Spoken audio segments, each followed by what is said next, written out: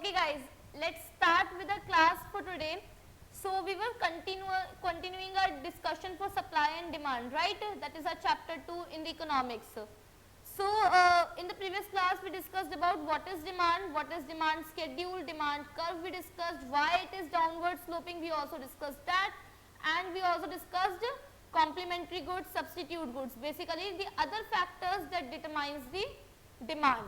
Okay, then we talked about shift in demand curve, movement in demand curve.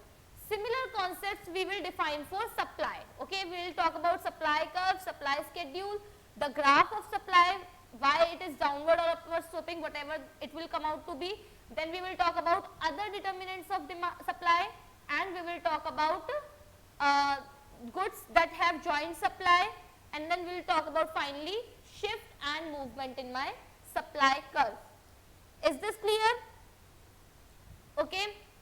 Again reminding, this supply and demand are the core of microeconomics, so you should know the basics of supply and demand very well. So that's why this class becomes very important. Okay.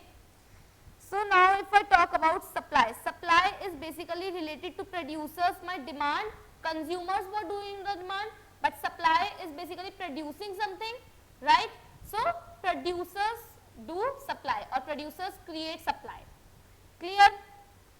So I will be talking with the thinking of, with the mindset of producers here. There I was thinking about consumers, that's why I gave you the example of yours only. Okay, think about that you are buying this thing or that thing. Now here I would be thinking about the producer's perspective. Clear? So when I say supply, one major thing should come is producers always look for my profit motive. Okay, when I was talking about demand, so in that demand my satisfaction was the key, so I should maximize my satisfaction, that is satisfaction maximized. Okay, but when I am talking about supply, I need to maximize my profit. Okay, we will talk about in later chapters that when are the cases when producer is able to sell their products at a loss, but currently you need to understand, if we are talking about supply, then producer will always think about maximizing its profit. Okay, it will not be ready to sell at the loss. Clear? So tell me one thing, if you are for example a producer and I say your cost is coming out to be producing a good A, your cost is coming out to be 20 units, okay, and you are selling this good A at cost of good A is coming out to be this, and selling price of good A is coming out to be 40 units. Now I say that for example your cost is same, cost is still fixed at 20 units, but now the government has raised the prices, that's why my prices have raised to 50 units. Okay, so here you are getting a margin of 20 units only, but here you are getting the margin of 30 units. So in which case will you produce more?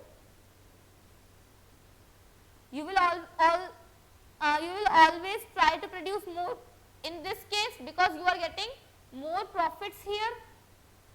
Clear? Is this clear?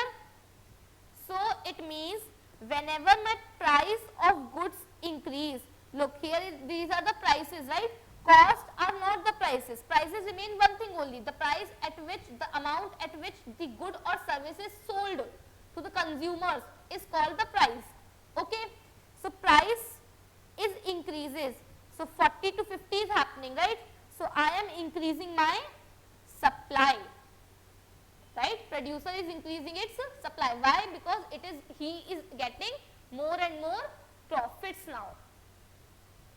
But it assumes my costs are constant. Remember the assumption of, what was the assumption? Ceteris paribus, that is everything else remaining constant. So here also we talk about everything else remaining constant, because while studying economics, if we take all the variables to be variable, all the factors to be variable, then we would not be able to come out to one conclusion. That's why we need to take the assumption of ceteris paribus, that is everything else is remaining constant, and then only we will be able to understand the behavior of one variable. Clear? So it means increase, when my price is rising, my supply is rising, and opposite will happen if my price is decreasing. Clear? So now if this is called my law of supply. Law of supply basically says in direct relationship between price of goods and service and supply of goods.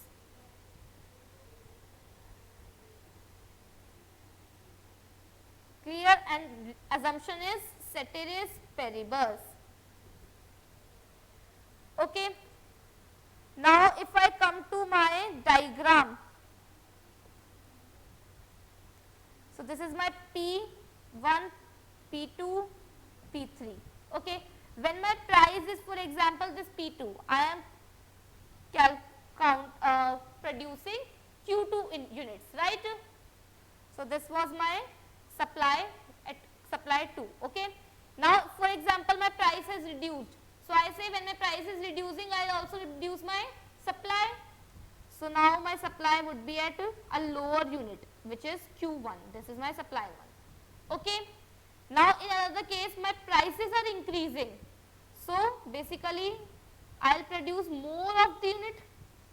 So for example, at Q3, this is my S3. Now if I join these lines, I am getting a upward sloping curve. So my supply curve is an upward sloping curve. Okay, so if I talk about the difference, my demand curve was downward sloping curve. Why? Because of the inverse relationship between price and demand. But in supply case, I have a upward sloping curve because of the direct relationship between price of the goods and services and the supply of those goods and services. Clear?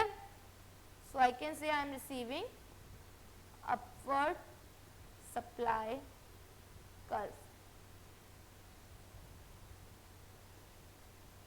Grab these things in 30 seconds, then I will talk about next concept.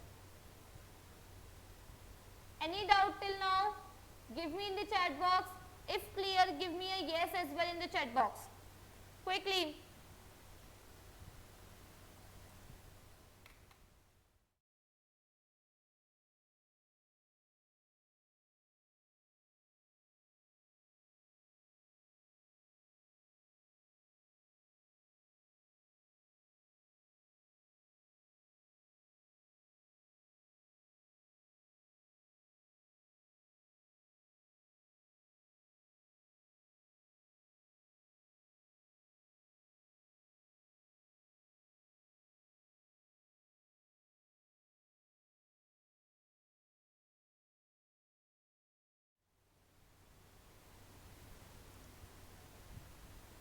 Is this okay, guys? So let's talk about some of the interpretations of my supply. One thing is that,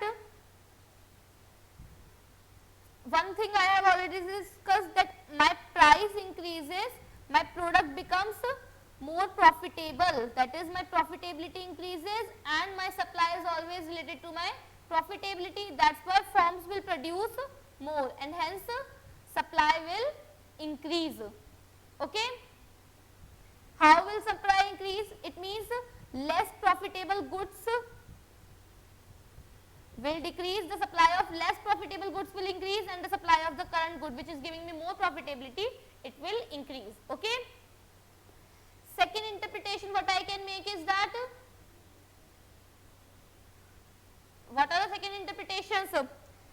Look, if a farmer has, for example, if I have to increase the supply, right. So for example, take an example of farm. This is the portion, if I grow my potatoes, my cost will, this land is very good for my potato crops, and this crop is good for my, for example, cereals. Okay. Now I was creating supply which were able to produce in this area only. But now due to the rising prices of potatoes, what I am thinking is that let's use this area as well to grow potatoes, because cereals is not giving me that much profitability. Okay. So what I will do is I will take entire land 4 for the potatoes only, but this land was more suitable for cereal, so it may not be that efficient for my potatoes, right? It may not be that good for my potatoes. It means it may require more fertilizers, for example, it may require preparation of the soil for the potatoes, it may require more workers. So that means if I have to increase my supply, my costs also increases. It means cost of producers increases. So producer will require more amount in return of increasing the cost. Okay, so producer require more incentive to produce, right? Think of this now, if you are giving more effort into something, if you are getting more cost into something, you will obviously want more in the return. So that is why more incentive in the return, and this will increase my price basically. Okay? If higher output involves higher cost of producing each unit, then producers would require higher price for each unit, right? To produce that extra output. So these are two interpretations. What can be a third interpretation?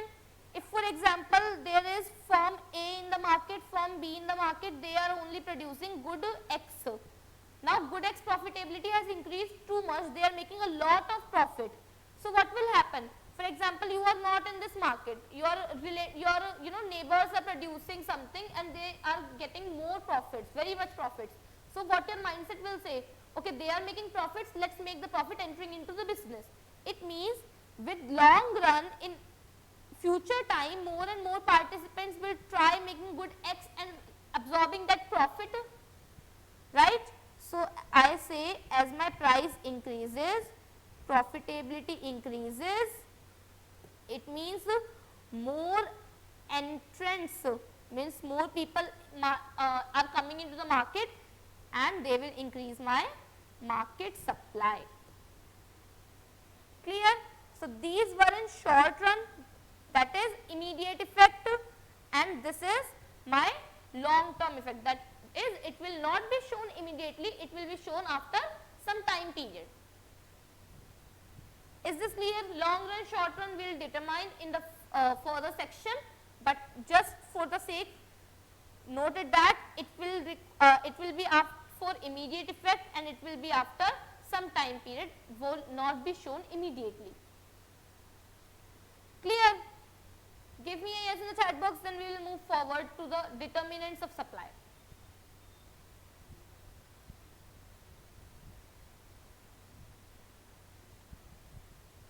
Quickly giving you 30 seconds, wrap up this and then we will move forward to next section.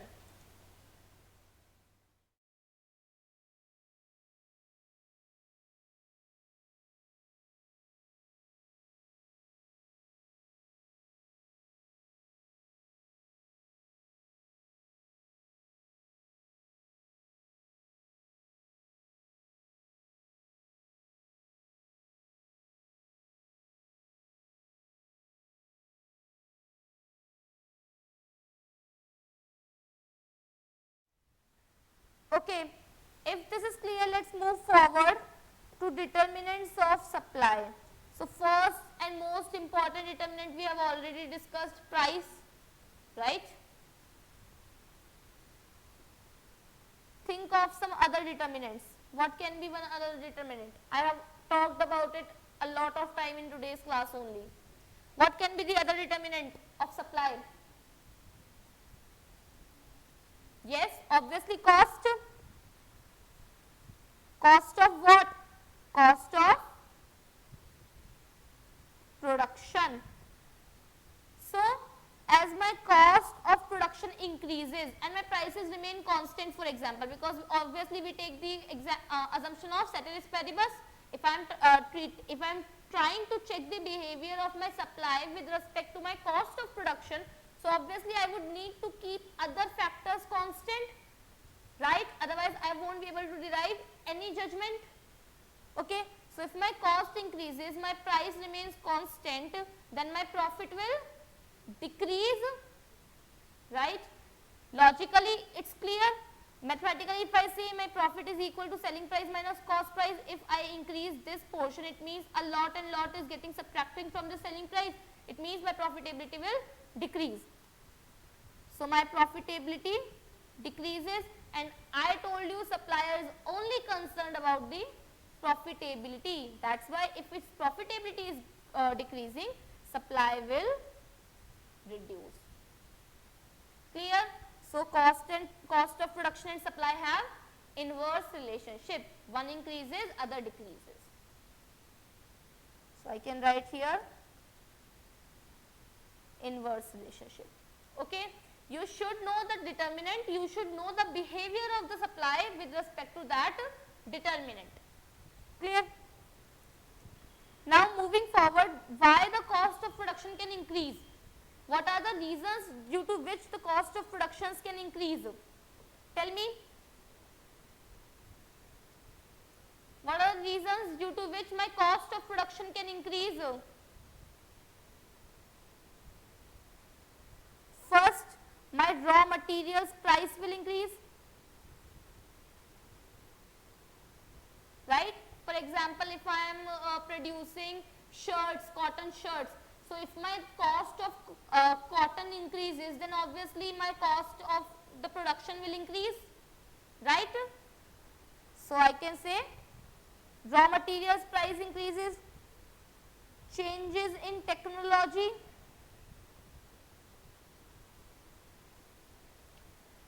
for example, I say if I am firstly initially I was producing using manual labor, okay, it was costing me 4,000 units per 4,000 rupees per month. Now I bought a machinery and it is now giving me 3,000 rupees cost. So, due to technology, I reduce my cost. So, I can say upgraded technology will reduce my cost, right? Now, moving forward to next factor, why can my cost change? Changes in wages and salaries. For example, I am using manual laborers in the farm and government has increased the minimum wage wage. So, my cost will automatically increase. So, I can say wages and salary, I can say government policies, right? Government has increased the taxes. So, my cost of production increased. Clear? Government has provided me subsidies on my cost. So, my cost of production decreases. So, I can say tax increase, cost increase, subsidies provided, cost decrease. Clear?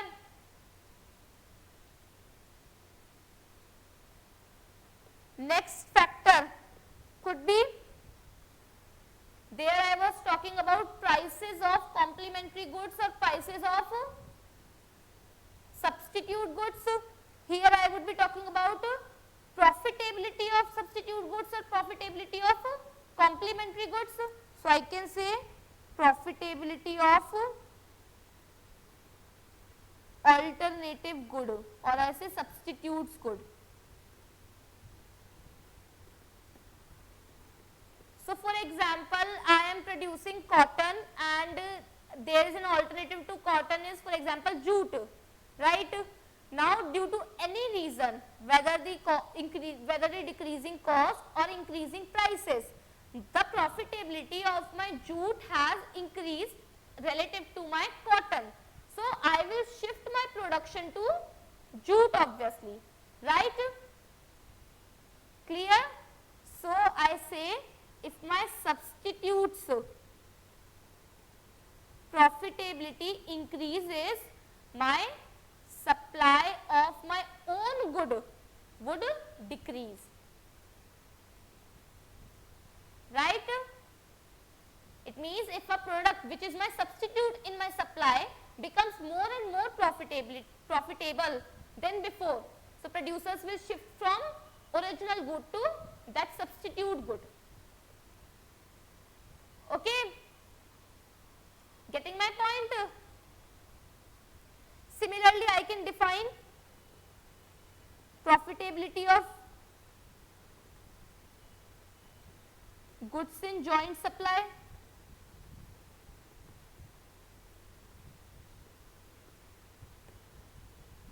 Now, when I say goods in joint supply, what it is meaning? It means if I am producing good A and while I am doing the production of this good A and component of good B is also produced. For example, if I am talking about petroleum, so when my petrol is refined, I get many items, right? So if I am producing petroleum, I am also producing these things. Clear? Is it clear? So if my profitability of my joint supply goods is also increases, so I would be more encouraged to produce my own good, because while producing this own good, I am getting these sub-products as well. Okay, so these are called goods in joint supply. So you can write goods in joint supply. The example is your while refining your crude oil to produce petrol. Okay, so you can write the example while refining crude oil to produce petrol. You get other products such as wax, you get a petroleum, paraffin, diesel, right?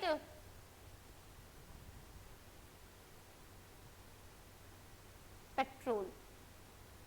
So if you produce more and more petrol, you will get more and more of those goods. So the profitability, if the profitability of those goods are increases, I will be more encouraged to produce my petrol, right? So I can say if goods in joint supply, their profitability is increasing, so my supply of own good will also increase.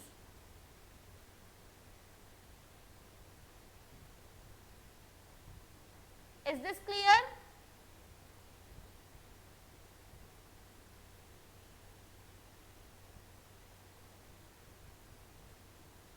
Another factor could be my natural conditions.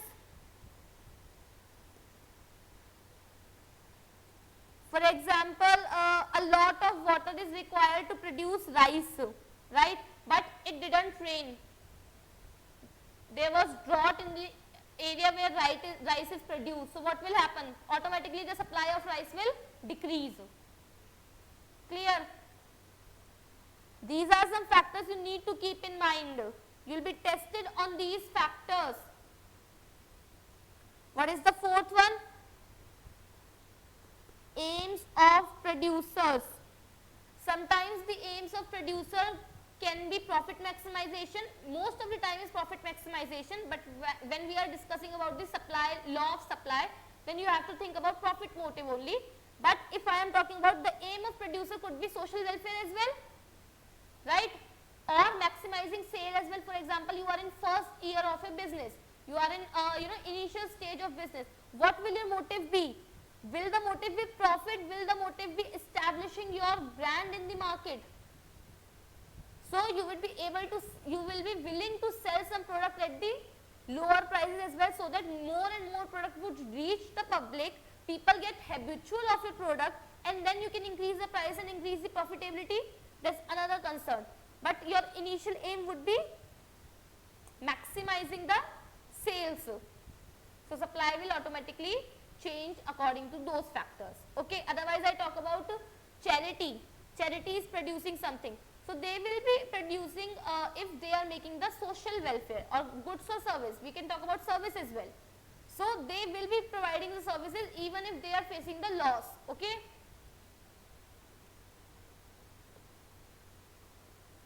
Fifth could be expectation of future price change.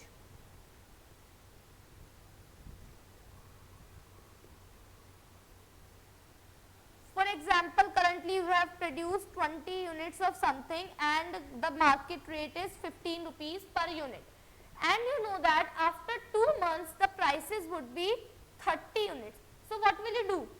You will store this and sell when my prices reaches 30, right?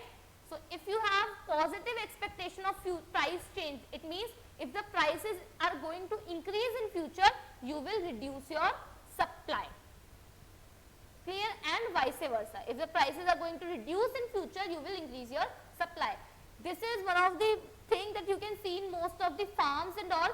What usually happens is farmers produces in a great quantity, they restrict some of the supply, and when the prices increase in the non-season, right, when there is not the season of the harvest, so at that time they create the supply at a higher price. In this way they get the higher revenue. Is this okay? And another could be the very basic factors, number of suppliers. If there are more number of suppliers in the market, supply will increase. If there are less number of suppliers in the market, then supply will decrease. Clear? So I can say direct relationship again. So these were 6 determinants of supply other than price.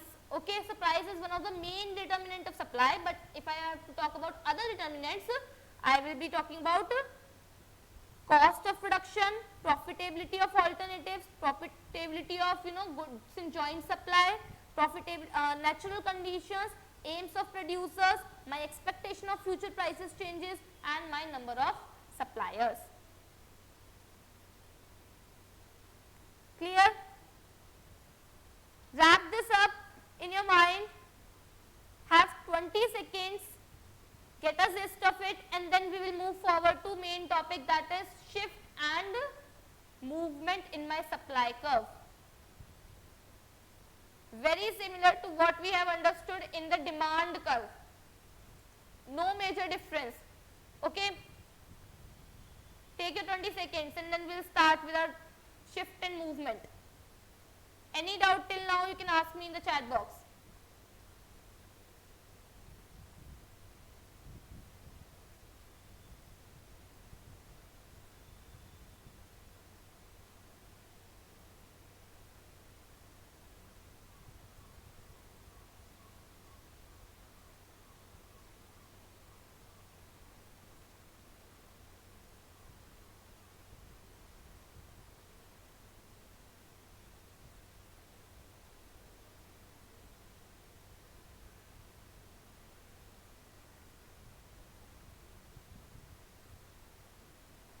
Clear, guys?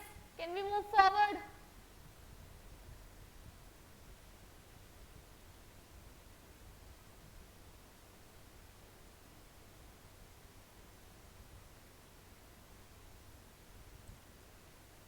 Now let's talk about movement and shift. So from the past class, if you remember, shift I can say leftward shift and rightward shift, and movement I can say upward movement, which I say, or downward movement. Clear? So shift was happening because of other determinants other than price, and my movement was happening because of change in price and other thing remaining constant. Difference is clear? So if I talk about, first let's talk about movement in price. My price has changed from P to P1. So my quantity will increase. So my supply has moved in upward direction. Okay? So this is called my expansion of supply. If I reduce my price, my supply would come to downward direction.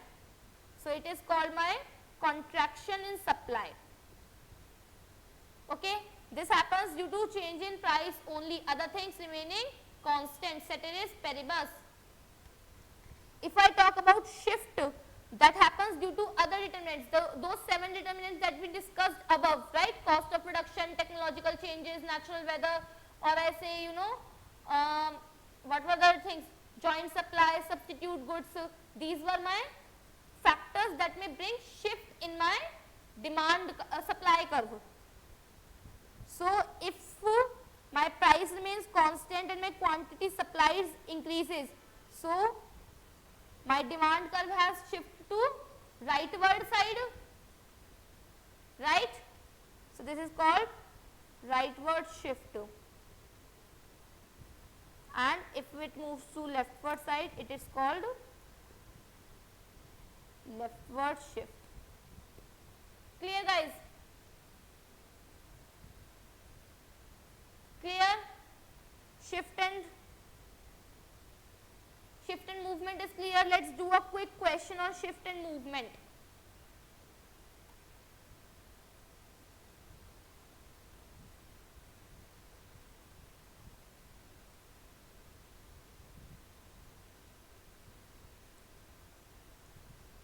So basically this is your question. Give me the answer. When will your shift happen to the rightward side?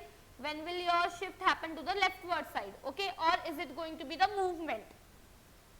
Clear? Tell me. Giving you 3 minutes. Tell me the 4 answers. You can write, if it is leftward shift, you can write L. If it is rightward shift, you can write R in the chat box. Waiting for your answers.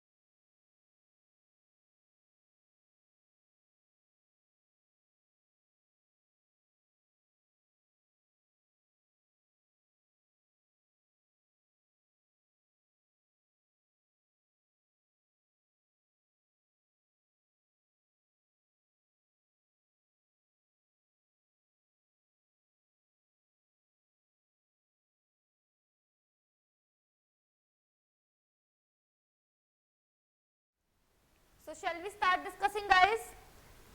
Consider the market of bicycles and explain the effect of each of the following scenarios on the supply curve of bicycles. Okay, so if I am talk about supply curve, I will be talking about profit motive basically. So first part says the cost of bicycles tires may fall. That is my cost of input price. That is, I say my raw material. Tire is something which is a sub part of my cycle, right? So if the bicycle tire cost price is reducing, it means I can make a higher profit on each bicycle units, right? Because my prices have not changed. Ceteris paribus, you remember that? That's why I will be making more of supply. So that's why my supply will shift to right side. Let's talk about second. The price of unicycles may increase, increasing the opportunity cost of using skilled wheels makers to make bicycles. Means the opportunity cost of using skilled wheels makers to make new bicycles is increasing. That is, my cost is increasing. So what will happen in the increasing of cost? I will be producing lesser and lesser of units. Why? Because I am making less profits, right? So that's why my supply will shift to left side. Pretty simple. A new process may be developed such that the amount of electricity needed to make a bicycle is reduced. Again, it is talking about the cost of production. Cost of production will reduce. Which factor is affecting my cost of production here? Technological changes. So whatever the reason is, my cost of production is reducing, and whenever my cost of production will reduce, I'll get more and more of profits on each unit. That's why I'll produce more and more units of each bicycle. So that's why this will shift to right side. Clear? Let's discuss last part. The government may make it illegal to use one of the chemicals previously used to make bicycles. So it was one of the raw materials, and government have banned it. So people will try to find the alternatives of using that chemical instead of that chemical, right? So it will take time, maybe extra cost of finding the things, and in the meanwhile some firms will stop producing that bicycle because of that chemical, obviously. So due to government policy changes, my supply will reduce. That's why it will change to left side. Clear? So these three were basically because of my production, cost of production, and this was because of my government policy. Is this clear? Pretty simple question, no rocket science. Let's move forward to price determination then.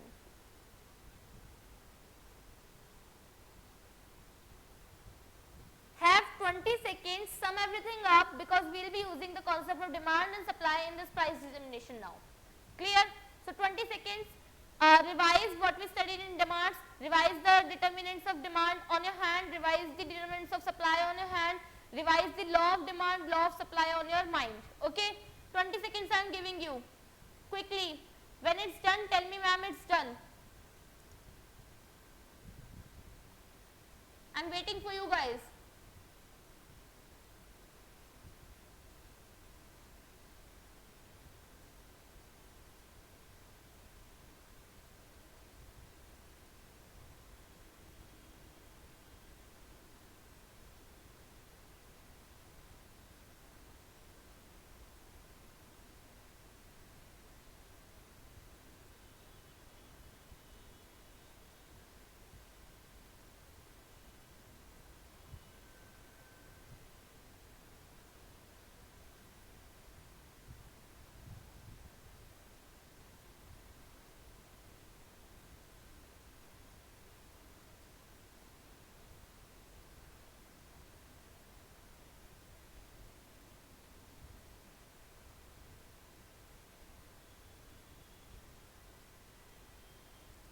Done?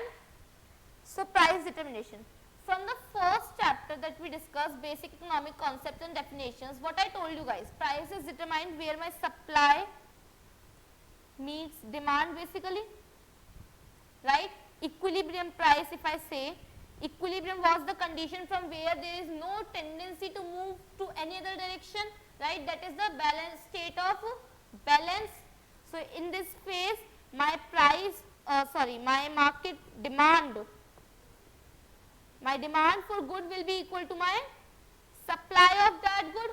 Clear? This was the condition for my equilibrium price. So now we will check how is equilibrium determined. Why is there is a condition that every time my price will be determined at the equilibrium point? Okay. What if my price is not at equilibrium? What will happen to my demand and supply, and how it will come back to equilibrium? Okay. Equilibrium, think about barter system. If I want to sell my potatoes and at 20 unit, at 20 rupees per unit, per price, per item I want to give you, I want to get 20 rupees, but you are wanting to sell me, you are wanting to buy at 10 rupees only. So, you will negotiate, right? So, it is not equilibrium. For example, I reduce 5 rupees, you increase 5 rupees, then we will come at a negotiation of 15 rupees. Heard the concept of bargaining? So, similar to bargaining, we will determine equilibrium price. So, basically understand that supply, a lot of producers are bargaining for their supply, a lot of consumers are bargaining for their demand, and when these two bargains meet, we get an equilibrium price. Okay? Clear? So, if I say at price this is your P1, this is your P2, this is your P3. These are your supply. So, this is your supply curve, okay, and similar to these prices, for example, when your price is higher,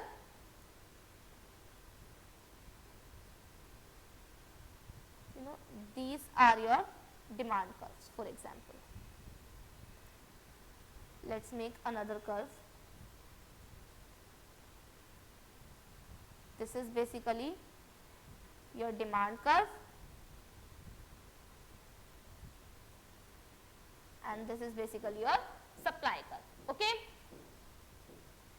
This is at P, this is at P, and this is at P2. Clear? Is this clear? So, first let me tell you, this P price is called your equilibrium price. I denote it as EP, and this quantity is basically determined as EQ, that is equilibrium quantity, and this point is called my equilibrium, or I say E. And since all this is happening in market, I can say this as market equilibrium. Okay? Now, what is happening in this phase, what is happening in this phase, and why this is coming downwards to this, and why this is going forward to this. Okay. So, let us talk about this phase. At here, my quantity supplied is less and my quantity demanded is high, right? It means there is less of supply and high of demand, right? It means goods are there less in the market and there are more people wanting that good. So, what will happen? The prices will increase, right? Think of the layman's perspective. What happens if there is, for example, one chocolate and that person is going to sell the chocolate, okay, and there are 5 people. So, what will happen? Bargaining will increase. For example, auction if you take, right? What happens in auction? There is one item and there are more people to buy that one item, so supply is less and demand is high. So, what happens? People keep on increasing the prices at which they are ready to buy. That is why you can see my price is increasing. So, this creates shortage in the market. So, whenever there is shortage in the market, what will happen? People will try to reduce their demand, right? If there is shortage in the market, what will happen? People will try to reduce their demand, that is they are contracting their demand and they will try to expand their supply, right? If there is shortage in the market, prices are increasing, suppliers will be thinking about profit motive, they will supply more, so supply will increase, basically upward direction is, in supply upward direction is expansion, right? But if I talk about demand, since people are not getting, prices are increasing. So, with increasing prices, what happens is demand decreases. So, demand is decreasing, and for demand, if demand is increases, it happens in upward direction. Is this clear? So, what is happening in the case of shortage? So, I can write this as, in the case of shortage, my supply is less than demand.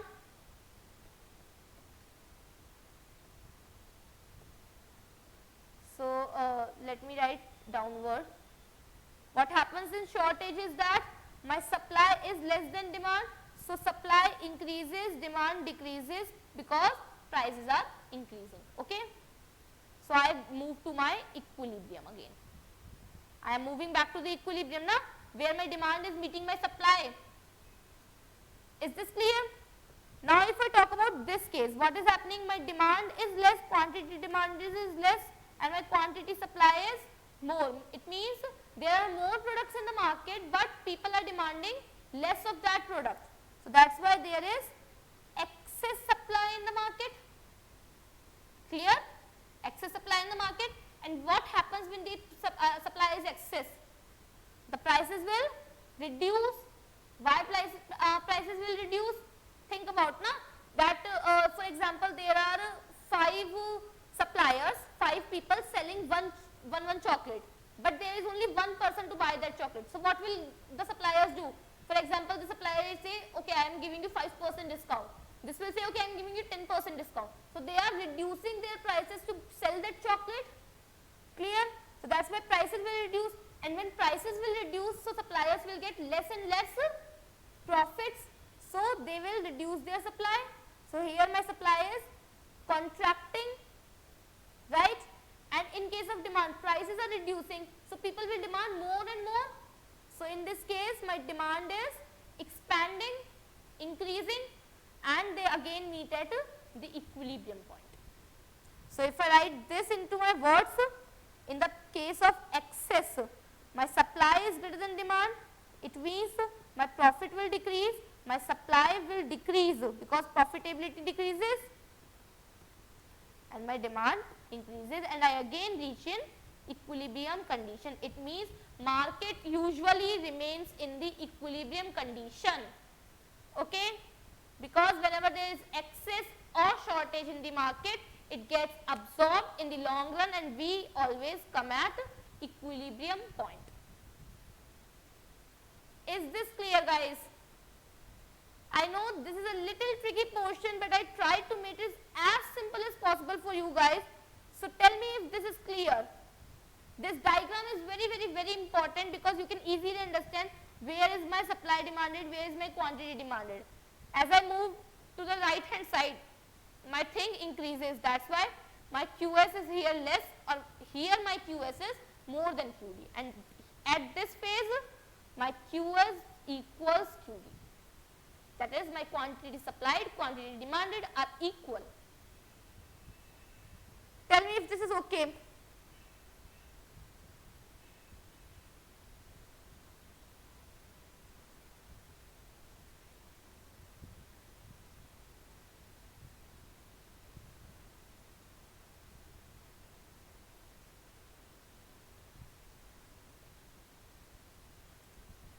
Come on guys, tell me if this is okay.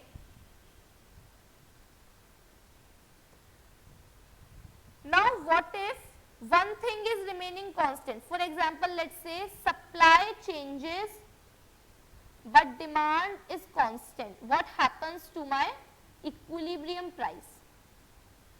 Okay, we need to understand the effects of equilibrium price. If my supply is changing but my demand is remaining constant. So in economics, the best way to understand something is through graph, if you can make it. Okay, so we will understand through graph only. So for example, this is my curve, this is my P, this is my P1, this is my P2. So if I determine my supply curve, for example, now let's do it through, this is my demand curve is downward sloping, so we represent it as downward line. This is my supply curve, and this was my equilibrium price, right? This is basic price determination graph you can make. So this is my EP, this is my EQ. Now what I say is supply is increasing, for example. So supply increases in which direction? Here or here? Will the new supply curve be created as this? Will the new supply be created in the downward direction? Tell me. Think of the movement in shift in supply curve. Rightward is increase in demand and leftward is decrease in demand. So I will make it at rightward direction. So my increased supply curve will this. So I can represent it as S dash, right? My demand is constant, so there will be no change in the demand. So when is, now at which point is my supply and demand meeting? At this point? that is, it was my E, it is now my E dash, and it is my E dash P, it is my E dash Q. Clear? So this is when my supply increases but my demand decreases. Okay? So now we have to interpret this graph. Okay? So what is the interpretation? Let's check. My equilibrium quantity has increased. It means obviously if my demand is constant, there is demand of, for example, 200 units in the market, right? And my supply is, for example, don't think it like that. For example, firstly there were two producers producing 100 units each. So I was getting 200 in the market. But number of producers increases. For example, it becomes 4. Each producing 100 only. So I get 400 in the market. So my quantity in the market, in the equilibrium becomes increases, right? 200 to 400. That's why my quantity is increasing. Right? Now, more and more suppliers come in the market. Demand was constant. So what will happen? My price will decrease. Obviously. I told you the example of chocolate. There are 5 buyers, 5 sellers, 1 buyer only. So what will these 5 sellers do? They will try selling at lower prices. So that's why price will decrease. Clear? So equilibrium price decreases. Now where my equilibrium demand and my new supply and my demand will meet, I will get at new equilibrium which would be established at a lower price but higher quantity. Okay, so I can make this interpretation as my quantity will increase, my price will decrease. Similarly, you can create 4 cases when my supply increases, demand decreases, supply decreases, demand is remaining constant.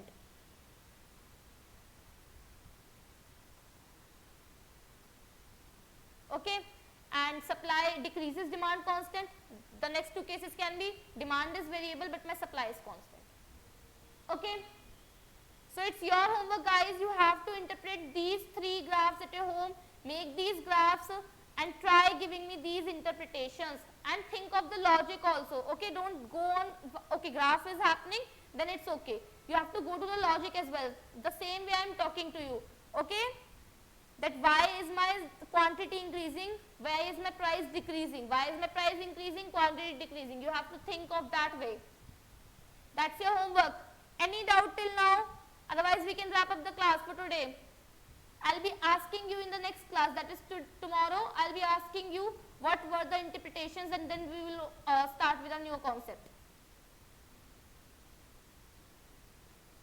Quickly tell me if this is okay, then we can wrap up the class.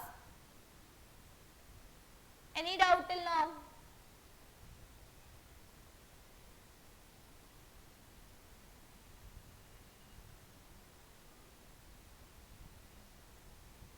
Okay, I am assuming there is no doubt. So let's wrap up the class for today. Please revise these concepts. If you are at the initial stage of economics, it is very important to revise each and every concept, because when we move further in our sections, so it will get more and more complicated. That's why you need to prepare your base as strong as possible. Clear? That's why we are going very slow. So it's your duty, guys, to grab up these concepts. Okay, guys, have a nice day.